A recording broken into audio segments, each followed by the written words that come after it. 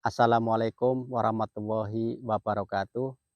Bapak, Ibu, dan teman-teman semuanya, semoga dalam keadaan sehat walafiat, tidak kurang suatu apa, dan tetap dalam lindungan Allah Subhanahu wa Ta'ala. Amin. Berjumpa lagi dengan saya, Maksudi, di Primadana Farm Pemalang. Saat ini saya sedang bersanteria duduk di antara pohon sawo di perkebunan sawo Primadana Farm milik saya. Sekedar menikmati suasana alam, suasana desa yang udaranya bersih, sejuk, tidak ada polusi, tidak bising, dan damai. Lah, suasana-suasana yang seperti inilah yang saya yakin beberapa tahun ke depan akan sulit dijumpai oleh kita semua. Karena beberapa tahun terakhir sampai saat ini pelan dan pasti banyak lahan perkebunan, banyak lahan sawah, banyak ladang, sudah banyak yang berubah fungsi menjadi kawasan pemukiman, baik kawasan pemukiman perumahan yang bersifat massal maupun kawasan pemukiman perumahan yang sifatnya eksklusif klaster. Juga sekarang lagi banyak pembangunan fasilitas umum lainnya seperti pembangunan pasar, pembangunan sekolahan, pembangunan ya tempat-tempat pabrik lainnya lah. Itu akan mempengaruhi, akan mengurangi jumlah lahan hijau, lahan terbuka hijau semakin menyempit. Itu hal yang pasti, pelan dan pasti akan seperti itu. Dulu saya teringat guyonan orang-orang tua dulu yang mengatakan kalau didengar ya sedikit nyeleneh, bahkan sedikit lucu. Kalau tidak salah perkataannya seperti ini, "Sawah ditanduri umah, tukule bocah." Lah, kelihatan nyeleneh, tapi itu menjadi kenyataan saat ini. Sekarang sawah, ladang, kebun ditanduri umah, kan berarti tukule bocah, orang. Lah ini sudah terbukti dan beberapa tahun ke depan saya yakin akan berlanjut seperti itu.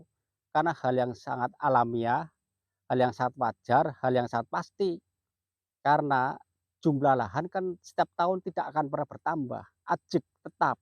Sementara jumlah penduduk semakin tahun semakin bertambah, bertambah banyak. Bahkan mungkin kecenderungannya bertambah cukup pesat. Lah orang-orang ini, pertumbuhan penduduk ini kemana lagi? Kalau tidak menempati, tidak menempati di ladang-ladang atau sawah-sawah atau kebun-kebun untuk dijadikan kawasan-kawasan perumahan. Ya tadi untuk memenuhi kebutuhan perumahan, kebutuhan pokok, kebutuhan dasar. Seperti di sekitar lahan sawah saya ini, kalau tidak salah pertengahan 2016, saya lihat ratusan hektar di daerah saya dan sekitarnya masih full hamparan luas kebun tebu. Tapi 6 tahun kemudian, ini tahun 2022, hamparan luas itu semakin berkurang karena di sekitar sini sedang bertumbuh, muncul kawasan-kawasan kapling dan banyak pembangunan perumahan. Ini di sekitar sini saja sudah seperti itu, yang masih desa. Apalagi di tempat lain, di kawasan perkotaan sudah lebih padat lagi. Ini di desa saja sudah mulai berkembang, bertumbuh ke banyak kawasan-kawasan pemukiman, kawasan-kawasan kaplingan. Lah, ke depan lahan saya ini meskipun hanya sekitar 7.000 meter persegi, yang 5.000 meter persegi berupa lahan perkebunan sawo dan yang 2.000 meter persegi berupa perkebunan pisang, meskipun hanya sekitar 7.000 meter persegi, ketika di daerah sekitar lahan ini banyak bermunculan kapling-kapling, sudah dipetak-petak, akan terlihat nampak begitu luas. Seperti kalau saya lihat di kota, seperti hutan kota sebagai jantung dan paru-paru kota. Lah kebun sawah saya ini ke depan mungkin seperti itu. Lah lokasi itulah, suasana seperti itulah yang ke depan saya yakin menjadi sesuatu yang eksklusif, menjadi barang yang bernilai tinggi, ber apa, punya penawaran yang sangat tinggi, menjadi suasana idaman bagi lingkungan, menjadi impian bagi semua orang.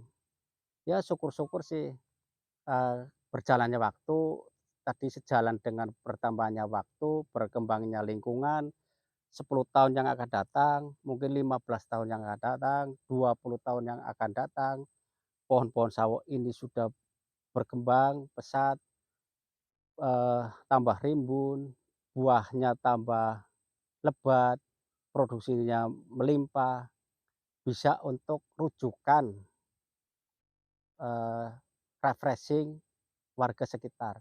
Syukur-syukur bisa untuk wisata buah sekalian, karena tadi saya sampaikan berjalannya waktu, normalnya ya buahnya semakin, lebat, semakin melimpah, sehingga bisa untuk wisata buah. Kira-kira seperti itu Bapak, Ibu, dan teman-teman semuanya. Mudah-mudahan ini bisa bermanfaat, bisa menjadi gambaran, bisa menjadi motivasi, bisa menjadi inspirasi bagi Bapak, Ibu, dan teman-teman semuanya.